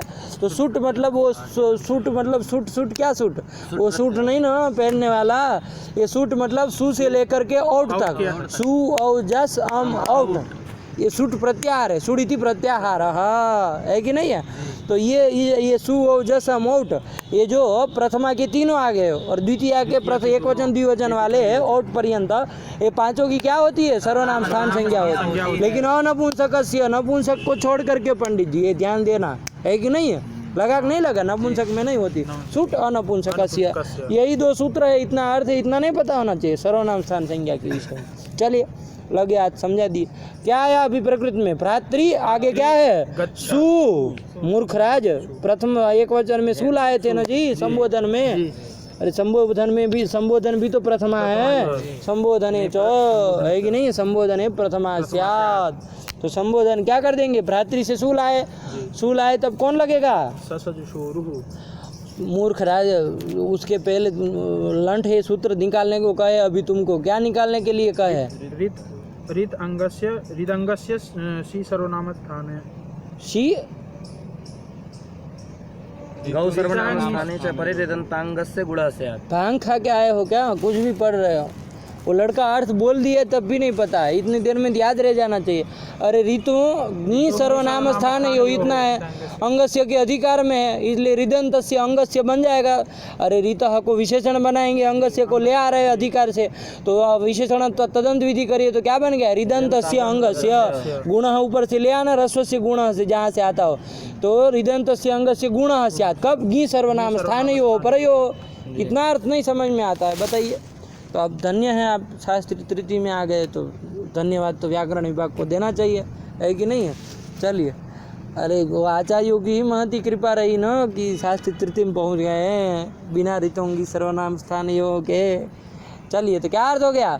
ऋदन्तस्य अंगस्य गुणः स्यात् गी सर्वनाम स्थानयोः परयोः। तो भ्रातृसु बन गया। संबोधन में था भ्रातृसु। अब देखिए भ्रातृ ऋदंत अंग है कि नहीं है? अरे सु प्रत्यय भ्रातृ को मान करके आया तो अंग संज्ञा होगी ना भ्रातृ की। तो ऋदंत अंग भ्रातृ हुआ कि नहीं हुआ? इससे पर में गी है कि सर्वनाम स्थान पर में है? अरे ये तो किससे सर्वनाम स्थान संज्ञा हुई? सु की। अरे नपुंसक नहीं ना है, भ्रातृ शब्द पुल्लिंग में चलता है, भ्राता भ्रातारो भ्रातरा, ठीक है ना? तो क्या हो गया यहाँ पर? गुण करो, री को गुण, भ्रातृ के रिकार को गुण करो, क्या होगा? अर हो जाएगा ना। अरे अ होगा रपरत्वा, तो रपर होके प्रवृत्ति होगा तो अर होगा, तो क्या बन जाएगा? भ्रातर सु। अब ये भ्रातर अलंत हो गया कि नहीं हो गया? है ना? तो हल गया पे दीर्घ से सु का लोप करो। कहाँ है उसको पाल के रखे हो? भ्रातर सु में गया वो तो क्या बचा, भ्रातर बना कि नहीं बना। ये रेप किसका आया, रेप ये भ्रातर सु का रेप है क्या, किसका है ये भ्रातृ जो अंग था उसका। गुण करके जो रपर किए थे, हाँ रपर का है ये बोला ना, पुरान रपर वाले रपर का है ना जी। अरे गुण किए है, सही कह रहे हो, लेकिन सही से पकड़ो रेप किसका है। तो गुण किए तो हो रहा था, रपर होके प्रवृत्त हुआ, तो ये रेप स्वतः आया है ना। किसी रू था और उसका रेप बना है, उकार चला गया, ऐसा नहीं ना, स्वतंत्र रेप है कि नहीं है, रपर होका वाला रेप है, आया कि नहीं। इसीलिए प्रक्रिया दिखे, भ्रातर कर दिए, आगे गच्छ कर दिए।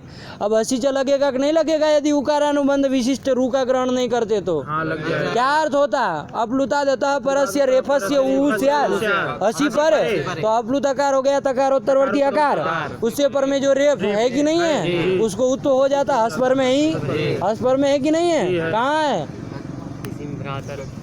भ्रातर में है, हस पर में, कहाँ हस पर में है, पंख का है वो क्या, क्या पर में है, तुम गच्छ अभी घर पे है कि नहीं है, तुमको कहा है तो क्या गच्छ ग पर में है ना जी, ग हस में आता है कि नहीं आता है, आता है। ग कौन वर्ण का है, वो वर्ग का कौन सा है, वो तीसरा है, तो आता है, अभी तो दिखा है, आया कि नहीं। चलिए तो यही कर दिए कि हस परे रहते क्या यहाँ उत्तो होने लगता, प्रातो गच्छ बनने लगता पंडित जी, है कि नहीं है, भ्रातो गच्छ बनने लगता है। ये न हो जाए उत्त होकर के गुण हो जाता ना, भ्रातो गच्छ बन जाता, तो ये न हो जाए, भ्रातर गच्छ हमारा बना रहे, इसके लिए हमने क्या रखा है, उकारानुबंध विशिष्ट रेप का ग्रहण किया है। तो देखो वही लिखा, रोहो इति उकारानुबंध ग्रहणात् न इह उत्तम न भवति, कहाँ प्रातर गच्छ आया कि नहीं, प्रातरत्र यहाँ किसके द्वारा उत्व नहीं होगा,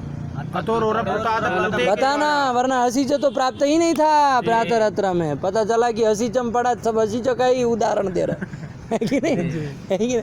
अरे वो तो रो प्लुता, और भ्रातर गच्छ में किसके द्वारा नहीं होगा, द्वारा नहीं होगा, आया कि नहीं आया, नहीं समझ में आया, यही हसीच है आपका। हसीच का क्या अर्थ कर दिया, प्लुता देता पर से रोहो हसी परे, महातरु वनम में लगेगा, महातरु वनम, अरे महान जो तरु मतलब वृक्ष उसका वन, नहीं लगेगा, क्यों नहीं लगेगा, रेफ उसको उकारानुबंध विशिष्ट रेफ चाहिए, चेप रेफ चाहिए, है कि नहीं है। यहाँ आपका व्याख्यान सापेक्षित हो जाएगा, ध्यान दीजिएगा। आपने कहा रोहो ऊ स्यात्, तो रोहो ऊ स्यात् उसका अर्थ रखते हैं रू को ऊ होता है, ऐसा ही बुड़बक की तरह अर्थ करोगे जैसे लिखा वैसे, तो क्या होने लगेगा, महातरु वनम में रू को उत्तो नहीं हो जाएगा। अरे उधर महातरु वनम, तो तरु में तकार उत्तरवर्ती अकार हो गया आपका अपलु तकार, उससे पर में रू मिल गया, पर में क्या होना चाहिए, हस होना चाहिए, तो वह है ही वनम का वह, तो क्या यहाँ उत्तो होने लगता है कि नहीं लगता, इसलिए भी व्याख्यान सापेक्ष है, केवल उकार अनुबंध जोड़ देने से चलेगा नहीं, और रू का अर्थ आपको क्या करना पड़ेगा, अनुबंध विशिष्ट रेप के स्थान पर उत्तो होता है, आपको कहना होगा। जब ये कह देंगे तो तरु वाला रू जो है वो उकार अनुबंध विशिष्ट रेप नहीं है, आया कि नहीं, इसलिए नहीं लगेगा, आया। चलिए तो यही कर दिया, तो ये सब ध्यान रखा करिए। तो क्या कर दिया यहाँ पर, उकारा रोहो इति उकारानुबंध ग्रहण ने प्रातरत्र भ्रातर गच्छ। अब एक प्रश्न हमारे दिमाग में ये आ रहा है कि अतोर प्लुताद प्लुते सूत्र भी उत्व करता है, अप्लुत ह्रस्व आकार से पर में, ये सूत्र भी अप्लुत ह्रस्व आकार से पर में उत्व करता है। हाँ ये बात अलग है कि वो अपलुत आकार के परे रहते करता है, हंस के परे रहते करता है, ये अच्छी बात है, लेकिन दोनों मिला के एक ही सूत्र बना दो ना, काहे पचेड़े में पड़े हो अलग अलग, क्या सूत्र बना दो, अतोर प्लुताद प्लुते हसी च,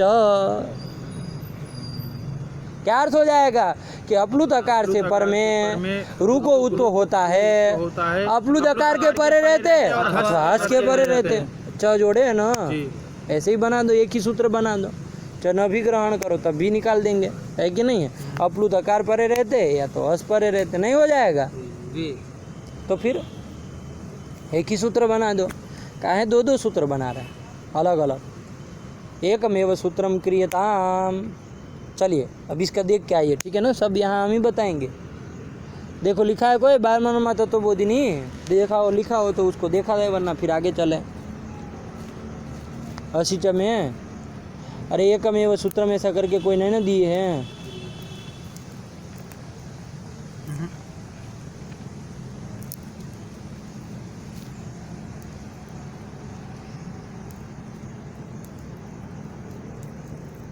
नहीं लिखे हुए। नहीं है? नहीं भी है।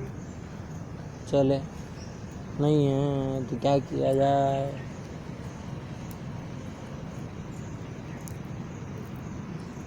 चलिए तो देखना, ठीक है ना, टिकांतर में हो सकता है। यहाँ नहीं दिया और कुछ विशेष तो उसमें है नहीं। चलिए तो यही है असी। चलिए समझ में आया? चला जाए आगे। देखिए क्या कह रहे हैं आगे। देवास इति स्थितिर्। हाँ, अब दूसरा प्रयोग उठा लिया। देखिए देवास इह, देव शब्द है ना, देव शब्द से प्रथमा बहुवचन में क्या लाएंगे? जस, जस का अस लाएंगे। देवस में क्या लग जाएगा? प्रथम यो पूर्व सवर्ण दीर्घ हो जाएगा ना, क्या बन जाएगा? देवास बन जाएगा ना।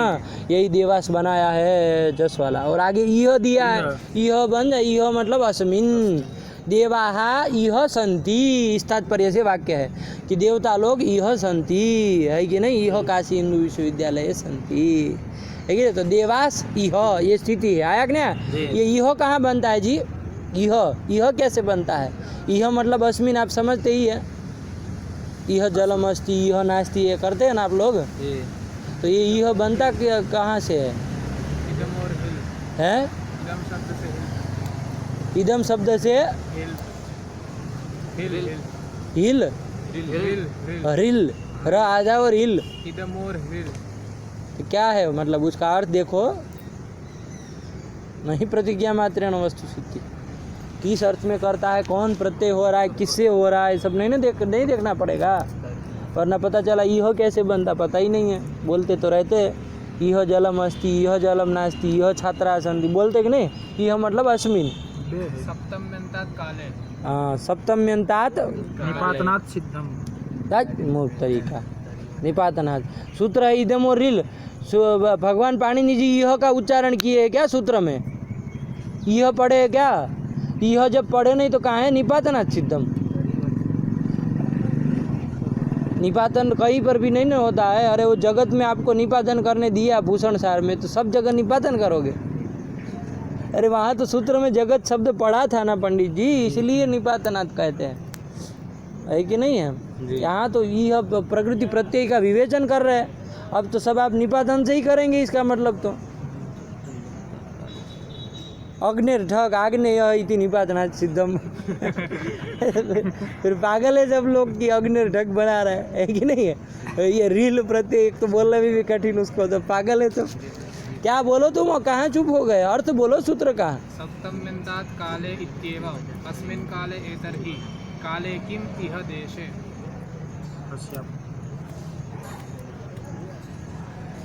पूरा अर्थ नहीं बोल रहे हो, किससे होता है ये सब? इदम शब्द से सप्तमी विभक्ति। वो तुम्हारा वो साहब है क्या तुम्हारा? नहीं भैया, दे दिया, उठा के ले आए। उठा के दे दिया। इदम सप्तम्यन्तात् इदमः सप्तम्यन्तात्, ये कौन तुम्हारा दद्दा पड़ेगा? वर्तमान। इदमः सप्त, इदम शब्द कैसा हो? सप्तम्यंत हो। तो ऐसे सप्तम्यंत इदम शब्द से, और वो भी काल में विद्यमान हो, तो वहाँ रिल प्रत्यय होता है। कौन प्रत्यय? हरिल। र आधा हिल, हरिल, है कि नहीं है? र ह ई ल, हरिल हो जाएगा ना।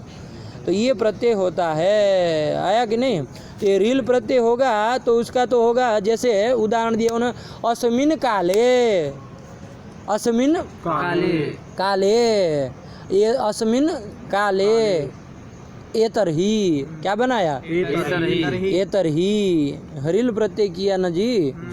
तो इससे तो हरिल प्रत्यय होता है जी। तो इससे तो एतरही बना रहा है कि नहीं है? अरे यह बनाना है, इसके पूर्व में सूत्र होगा ना, इसके पूर्व में होगा सूत्र।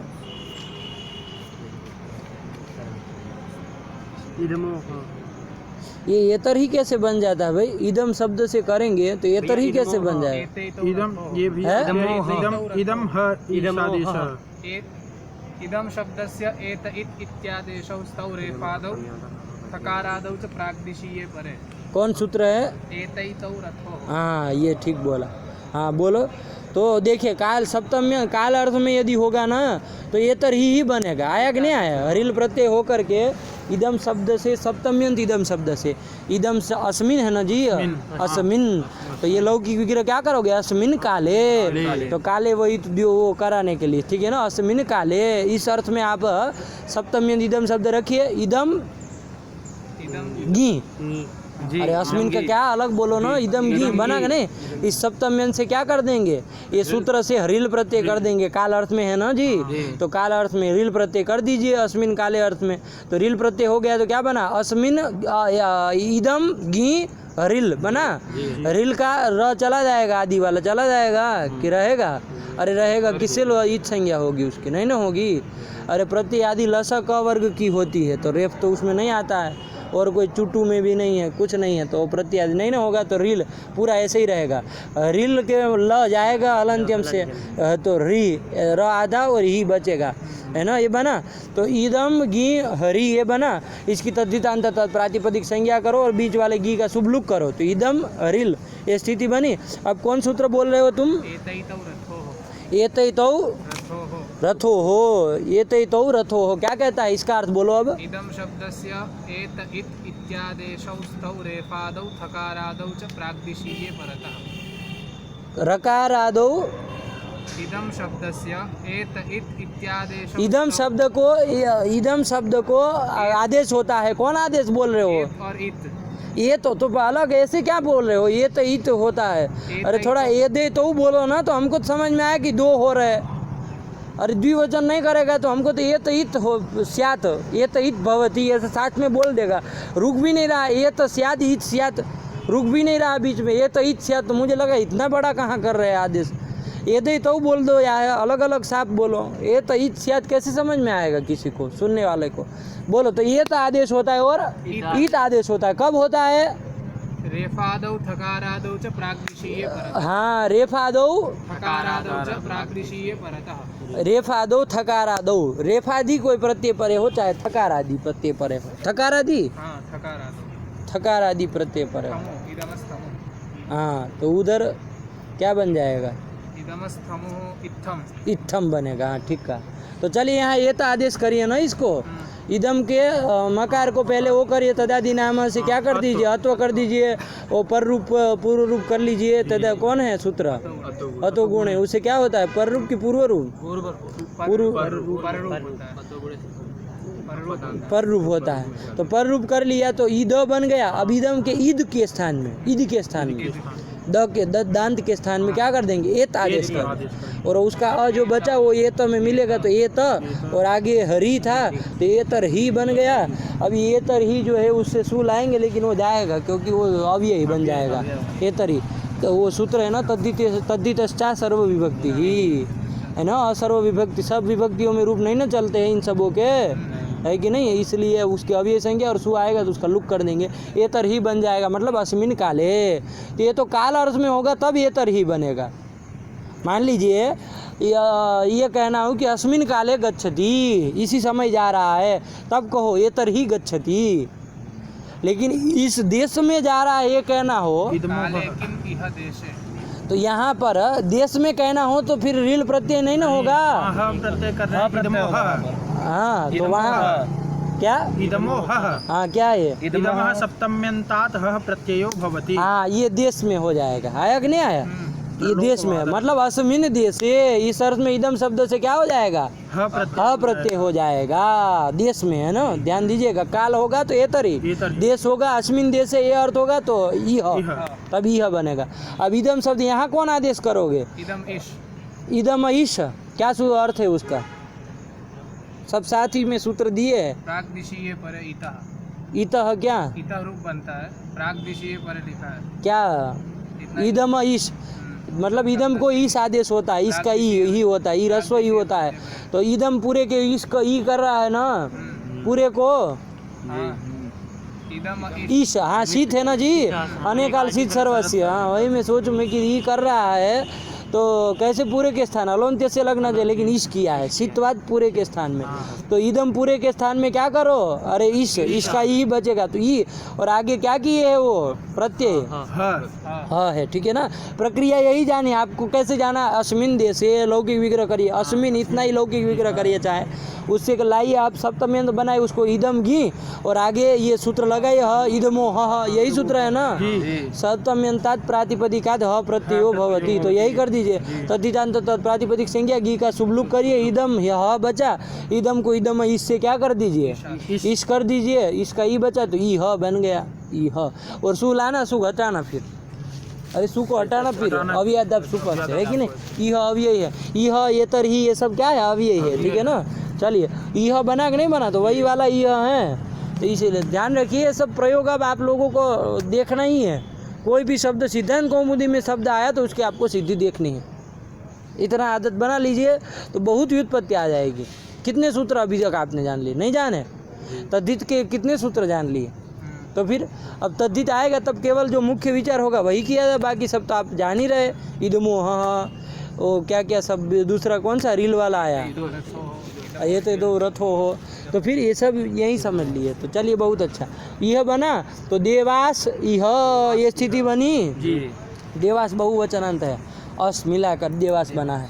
अब यहाँ पर देवास यह में अतोरो प्लुतादे प्लुते प्राप्त है क्या, नहीं, क्यों, क्योंकि आगे ह्रस्व आकार से ह्रस्व आकार नहीं पर में, अप्लुत ह्रस्व आकार से पर में रू नहीं है। अरे वो स को रू हो भी जाए तो रू नहीं है तब भी, है कि नहीं। अभी तो देवासी है, स रू है ही नहीं, लेकिन मान लीजिए रू हो जाए तब भी नहीं ना लगना है, क्योंकि अप्लुत आकार से पर में नहीं है। देवास संति प्रयोग है, देवास संति प्रयोग।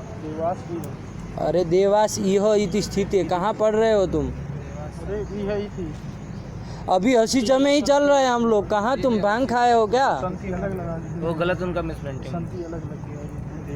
देवास अरे वो देवास संति आगे आने वाला है, अभी कहाँ से उसमें आया, क्या सही देखो, हसी च पढ़ो, हसी च क्रम से पढ़ो, वहाँ कहाँ लगाएंगे, हसी च क्रम से पढ़ो।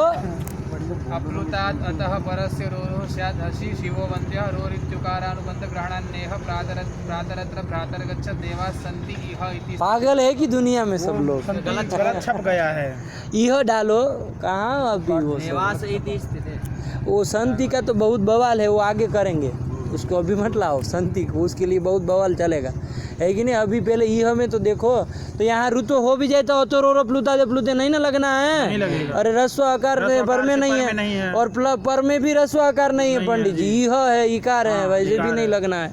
और अभी तो चूंकि सही है तो उसकी कोई कथा ही नहीं है कि नहीं है। और हसी च भी नहीं ना लगना है, हस में कहाँ ये आता है पंडित जी।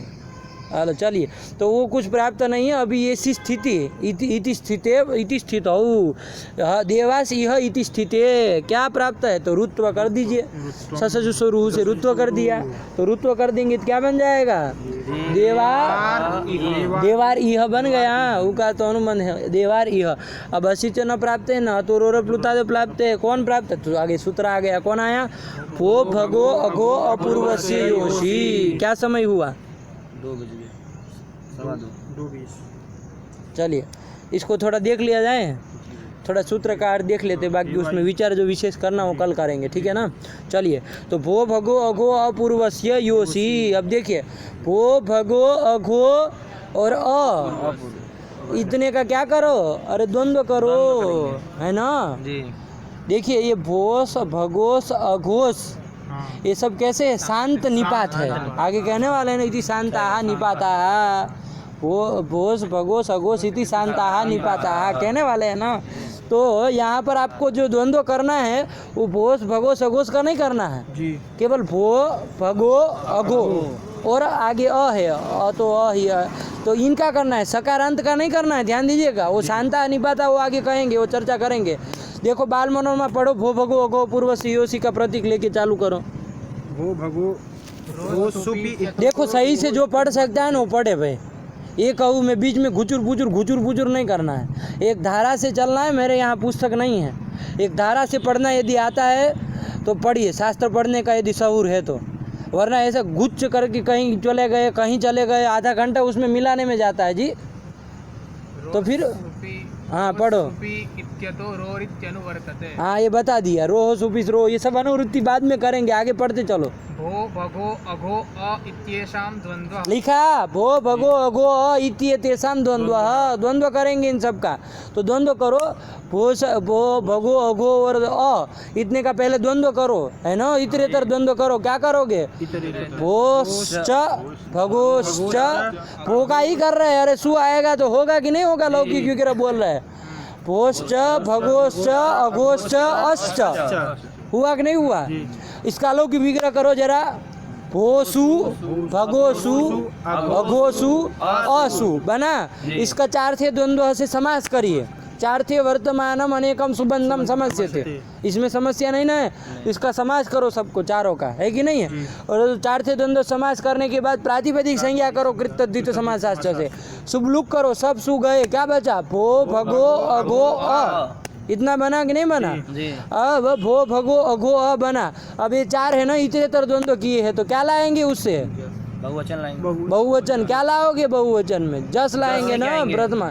तो वो बोलो ना मूर्खराज, तो क्या जस लाएंगे तो क्या हो जाएगा? भो भगो अघो आहा, क्या बन जाएगा? भो भगो अघो आहा, यही बनेगा ना। अरे भो भगो अ, भो भगो अघो अ, ये प्रातिपदिक हुआ पूरा। इससे अस लाए, बस उसको प्रथम यो पूर्व सवर्ण लगा करके विसर्ग आदि करके पद बनाना है। तो क्या बना? भो भगो अघो आहा, ये क्या हुआ? तो अब बोलिए, विग्रह बोल के क्या बोलेंगे? भोश्च भगोश्च अघोश्च अह अश्च इति भो भगो अघो आहा इति इतरेतर द्वंद्व। हुआ कि नहीं हुआ? चलिए, तो ये कर दिया आपने, इतरेतर द्वंद्व किया। समझ में आया? किनका किनका द्वंद्व किए हो? भो भगो अघो अ का, भोज का भगोज का नहीं न किए हैं। अरे भोज सु अघोज सु ऐसे नहीं न बुलवाए अलौकिक विग्रह में, तो ध्यान रखिएगा। भो भगो अघो अ इति तेषाम द्वंद्व। पंक्ति लगी कि नहीं लगी? हाँ, तो ये कर दिया। अब देखिए, आपको एक प्रश्न हो यहाँ पर, पंडित जी संधि कुछ प्राप्त है कि नहीं? भो भगो अघो अ आहा बना तो दिए, लेकिन ये सब अंतर्वर्तनी विभक्ति मान करके पद है कि नहीं है? वो भी पद है, और भगो भी पद है, अघो भी पद है, अ भी पद है कि नहीं है? सब पद है। और पद के अंतिम में एंग कहाँ कहाँ मिल रहा है? भगो में मिल रहा है, भो में नहीं मिल रहा है। तो मूर्ख राज, पहला भो है तो तुम्हारा बाप साला बोल रहा है कि भगो से चालू कर रहे हो। जब एगंत पद कौन है बोलना है तो क्रम नहीं होता है कुछ। दुनिया में क्रम नाम की भी कोई चीज़ होती है कि नहीं होती है? भगो से चालू कर रहा है। हटाऊंगा कल से, आप दोनों लोग को नहीं जानता हूँ, तो इसका मतलब कुछ भी नहीं बोलना है, बाहर करेंगे कल से। ये सब अशुद्ध वाले नहीं चाहिए, सब क्रम बनाओ एक भो से। अरे पदांत एंगंत शब्द आपको बोलना है, कौन कौन है? भो भगो अघो। अब इसमें ऐसे कितने हैं कि जिसके पदांत एंग तो है पर में रस्व आकार भी मिलता हो, ऐसे कितने मिलेंगे? भगो और अघो, दो। अरे भगो के बाद अघो है तो अ नहीं है क्या पर में रस्व आकार? और अघो का भी है क्योंकि आगे अ है। तो ऐसे क्या वो सूत्र क्या है आपका? एंग पदांता दति। क्या कहता है वो? कि पदांत एंग हो, उसे पर में रस्व आकार हो तो पूर्व रूप होना चाहिए। तो कहाँ कहाँ पूर्व रूप होना चाहिए था? भगो अघो, भगो के ओकार और अघो के अकार में, और अघो के ओकार और अ का आकार में। होगा कि नहीं होगा? अभी बाद में जस लाएंगे, वो सब तो बाद में आहा बनेगा। अभी तो प्रातिपदिक जब बना है उसी समय लगा देंगे ना ये सब।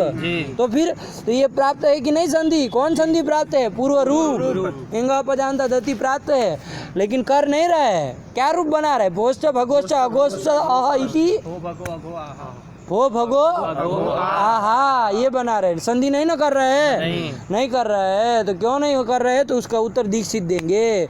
सौत्रः असंधि, सौत्रत्वात् संधि नहीं हुई है कि नहीं है?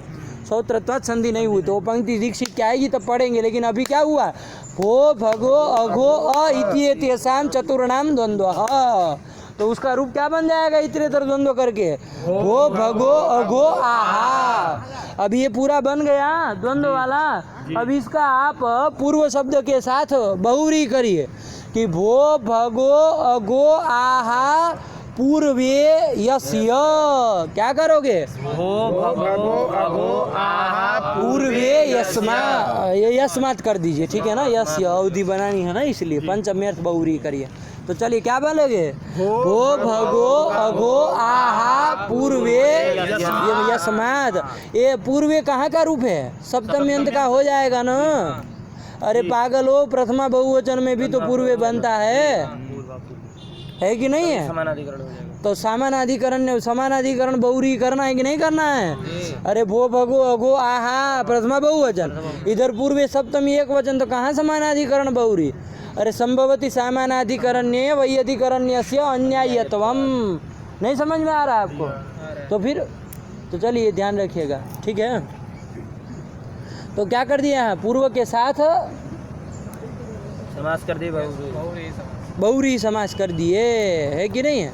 बहुरी समास कर दिए, तो बहुरी समास कर दीजिए। अलौकिक विग्रह क्या बोलोगे, बोलो। अघो अघो आ अरे सही से पहले पूरा तो बोलो पद। अलौकिक विग्रह बोलो। होश्च लौकिक मूर्खराज बहुरी का भो भगो अघो आ पूर्वे आहा आहा पूर्वे यस्मादिति। यस्माद। अरे भो भगो अघो और अ है पूर्व में जिससे ऐसे रू को उत्पन्न होता है, ये बताना है हमको, है कि नहीं है। तो बहुरी समास की है, तो लौकिक विग्रह क्या हुआ बहुरी में, भो भगो अघो आहा पूर्वे यस्मात्। यस्माद। अलौकिक विग्रह सही से बोलो। भो भगो अघो आ जस जस, हाँ आप सही बोला। पूर्व पूर्व जस जस घी नहीं ना करोगे, बताया बहुवचन का, प्रथमा बहुवचन का है ना। कोई लोग सप्तमी भी ले जाते, वो ठीक नहीं है, प्रथमा बहुवचन ठीक है। जस पूर्व जस हुआ, इसका अनेक मन्य पदार्थ से क्या कर दोगे, समास। प्रातिपदिक संज्ञा शुभ लुक करो, तो जस लुक गया, क्या बचा, भो भगो अघो आ पूर्व, है कि नहीं है। और अब इसका प्रथमा एक वचन में सु ले आओ, क्या बन जाएगा, भो भगो अघो अघो अपूर्व, बना कि नहीं बना। और तस्य भगो अघो अपूर्वस्य, आया कि नहीं आया। तो भो भगो अघो अपूर्वस्य इति षष्ठ्यंतम, एक पद हुआ कि नहीं हुआ, पूरा मिला के एक पद है, अनेक पद मत कर देना। और आगे क्या है, यह अशी, दो पद है, क्या क्या, यह अशी। भो भगो अघो अपूर्वक, देखिए भो पूर्वक, भगो पूर्वक, अघो पूर्वक, चाहे अपूर्वक, यदि रू होगा, रोहो की अनुवृत्ति आ जाएगी। तो रू यदि होगा तो उसको क्या होता है, यह स्यात्, यकार आदेश होता है। यह प्रथमांत है ना जी, सूत्र में यह अशी, तो यह आदेश होता है, कब होता है, अस परे रहते। आया कि नहीं आया, यही उसका अर्थ कर दिया। तो चलिए बस इतने से विराम रखिए, अभी मुझे थोड़ा काम ध्यान में आ रहा है, तो अभी रख रहा हूँ, ठीक है ना। इतना समय से और सब अर्थ करके आइए, क्या बना, भो भगो अघो, तो भो भगो अघो अपूर्वस्य में कौन समास किया है, बहुरी समास किया अंतिम में, ठीक है ना। तो द्वंद्व गर्भ बहुरी भी कह सकते, पहले द्वंद्व किए थे ना, अपर्यंत बहुरी द्वंद्व था, फिर उसका पूर्वे के साथ क्या किए, बहुरी किए। तो भो भगो अघो अपूर्वः तस्य, भो भगो अघो अपूर्वस्य इति षष्ठ्यंतम पदम कर दिए। ये विशेषण जाएगा किसमें, विशेषण है ये षष्ठ्यंत। अरे भो भगो अघो अपूर्वस्य कस्य यह स्यात्, रोहो, तो रोहो का विशेषण है ये। रोहो यकार आदेश स्यात्, रू को यह आदेश हो, लेकिन रू कैसा होना चाहिए, भो भगो अघो अपूर्वक होना चाहिए, बहुरी समाज है ना। तो भो भगो अघो अ है पूर्व में, जिसके ऐसे रू को यह आदेश होता है, तो ना बहुरी समास किया ना जी। तो रू में विशेषण है, तो क्या अलग अलग बोलोगे, क्या बोलोगे, भो पूर्वक रू को यह आदेश होता है, अस्परे रहते। इसी तरह भगो पूर्वक बोलो ना फटाफट, भगो पूर्वक रू को यकार आदेश होता है, अस के परे रहते। अघो पूर्वक रू को यकार आदेश होता है, अस के परे रहते। और अपूर्वक रू को यकार आदेश होता है, अस के परे रहते। हाँ बस ऐसे सटासट बोलना चाहिए। अब आधा घंटा लगाएंगे, ऊ करेंगे, साले कभी देखे ही नहीं हो व्याकरण शास्त्र को इस तरह से बर्ताव करते हैं। तो अब गुस्सा आता है भाई आप लोगों को दोनों का देख करके व्यवहार। एक को अशुद्ध बोलने की आदत है, एक को बोलने की आदत नहीं है, दोनों निकम्मे सब। भो भगो अघो अपूर्वस्य योषी, बना कि नहीं बना, अर्थ क्या हो गया, बोलो तुम कहाँ से आए हो पता नहीं, बोलने की आदत ही नहीं है, बोलो तुम फटाफट, क्या अलग अलग करके बोलेंगे? भो भगो अगो पूर्वक। अलग अलग कुम तुम्हारा दद्दा बोलेगा, सही से अलग अलग बोलो। भो पूर्वकस्य रोहो ऊ स्याद असी परे, यह स्याद असी परे, बोलो। भो पूर्वस्य रोः यकारादेशः स्यात् अशी परे, भगो पूर्वक रोः यकारादेश। नानी मर जाती है षष्ठी लगाने में दूसरी बार, भो पूर्वस्य करा, अब भगो आया तो भगो पूर्वक, खत्म, हिंदी चालू कर दिया दूसरे वाक्य में। बोलो तुम, सुना इन निकम्मों को सबको। भो पूर्वस्य रुकारस्य यत्वं स्यात् अशि, भगो पूर्वस्य रुकार। भगो भगो 1000 बार बोलेगा, कोई है इसमें से बोल सकता है? ऐसा है कोई? बोल सकते हो तुम, बोलो। भो पूर्वकस्य रुकारस, भो पूर्वकस्य रोहो, मुँह तरीका, बोलो तुम। भो पूर्वस्य रकार रोर्यादेशः असी परे, भगो। लकीर के फकीर साले, बोलो तुम। कौन बोल पाता पहला? बस एक ही लड़के से सुनना है, उसी को आज घोषित करेंगे छात्र के रूप में, बाकी सब मूर्खों को हटाएंगे कल से बाहर। बोलो तुम, बोल सकते हो। भो पूर्वकस्य रोहो यादेश यकारादेश याद अशी परे, बस इसी तरह 3 वाक्य और बोल दो। भगो पूर्वकस्य रोहो यकारादेशः स्यात् अशी परे, अघो पूर्वक रोहो यकारा पूर्वक षष्ठी छोड़ दिया। भो पूर्वस्य रोहो यकारादेशः स्यात् असी परे, भगो पूर्वस्य रोहो यकारादेशः स्यात् असी परे, अघो पूर्वस्य रोहो यकारादेशः स्यात् असी परे, अपूर्वस्य रोहो यकारादेशः स्यात् असी परे। देखिए वो लड़का बोल दिया बेझिझक, एक ही सांस में पूरा खींच दिया, और आप लोग हैं बस आ जाते ऐसे ही मुंह उठा के। बहुत ज़्यादा देर तक नहीं चलोगे, मैं सही से बता दूं। इसी तरह से यदि आपको रहना है, आदत अपनी सुधारनी नहीं है, ज़्यादा देर तक नहीं चलोगे, थोड़े दिन में करा देंगे। हम समझते हैं कैसे निकालना होता है किसको। तो तैयारी करनी है, मेहनत करनी है और एकाग्रता से पढ़ना है, तभी आइए पंडित जी। ये सब बवालियों के लिए पाठ नहीं चालू किए हैं। तो चलिए अर्थ कर दिया, लगाइए। यहाँ क्या बताया है? देवासीह, यहाँ रुत्व कर दिया तो क्या स्थिति बनी? देवार इह। अब देखिए यहाँ पर रूका रेफ है कि नहीं है, तो वही रेफ रूकारानो रो से लेना है, उकारानुबंध विशिष्ट रेफ, यही अर्थ करना है। वो कैसा होना चाहिए? भो पूर्वक होना चाहिए, भगो पूर्वक या अघो पूर्वक या तो अपूर्वक। यहाँ कैसा है? अपूर्वक है ना। अरे अ करके तो रस्व दीर्घ प्लुत 18 प्रकार के गिने जाएंगे ना भाई। यहाँ थोड़ी न तपरकरण किए है अपूर्वक में, नहीं ना किए है। तो अपूर्वकस्य रोहो, तो अपूर्वक रो मिला कि नहीं, उसको यकार आदेश हो जाएगा, अश परे होने चाहिए। तो अश पर में है कि नहीं है? अश मतलब अश में कितने आते हैं? देखिए हालत है। अगर उधर हस में यदि 20 आते हैं, इधर अच का छूट गया, केवल 9 इधर आ गए अच के, बाकी सब हस में जो था वही है।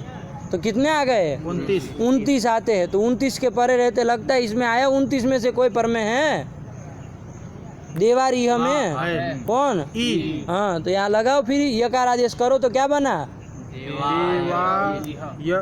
इह, देवा य इह, अलग अलग रखो, देवा य इह, बना कि नहीं बना? ये कर दिया।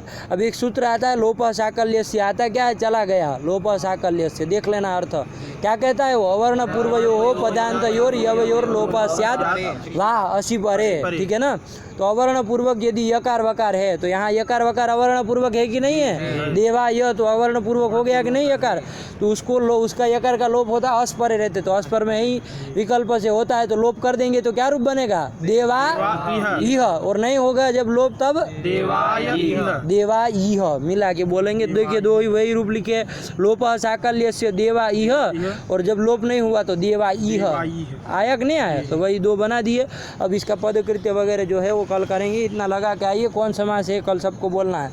व्याज स्वीकृत सेवया विधुरभूत अगरे सर श्रीमताम मानव्याहति कैतवा वनमनादीशस्त्रिलोकी पतिः संभिन्नाब्ज कुल प्रसूति विभवादम्भोजमब्जालयो यस्य श्रीगिरिजापदाम्बुजयुगं तत्स्यादभीष्टप्रदं भगवत्यै नमः। पराम्बिकायै नमः।